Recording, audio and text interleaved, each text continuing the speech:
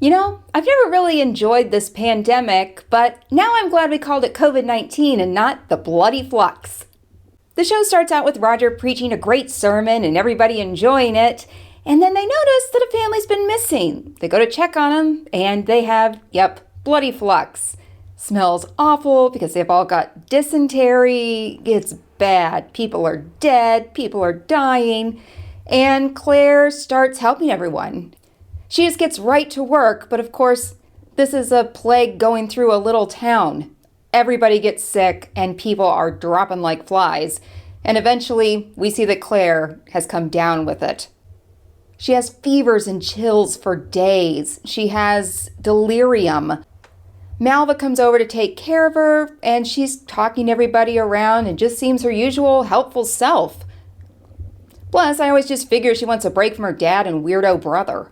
Claire has a vision at one point of Malva and Jamie somehow touching, but it's foggy and it seems like maybe it's just her delirium.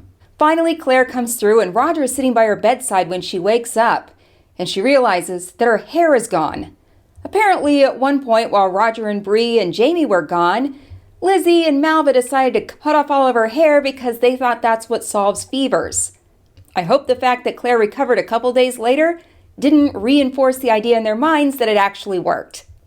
However, now that she's recovering, Claire realizes that she didn't have the bloody flux. She had something else, because she never had the dysentery. And she finds out that somebody else had the same symptoms without the diarrhea. Yep, Tom Christie. So she goes to his house, sick and frail, and she asks him for a poop sample. Tom is not impressed. He doesn't really like her short hair, he isn't going to poop for her, and he wants her to go home because she's sick and shouldn't have walked over there by herself. So they walk back home. Jamie is furious.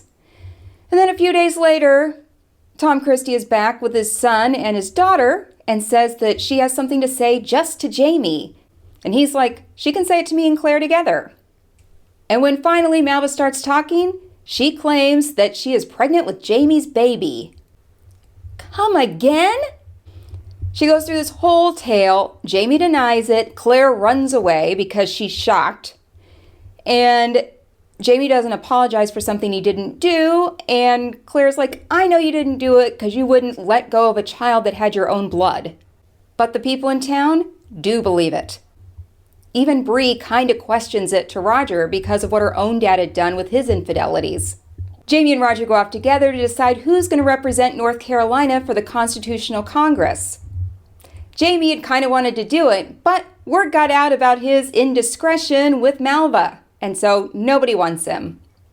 Plus, this show has to be a little bit historically accurate. Jamie was never in the Constitutional Congress. We would have known that by now.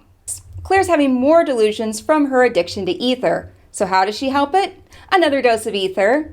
And in this dream, she is threatening Malva with spreading the lies, and she said she's going to get her.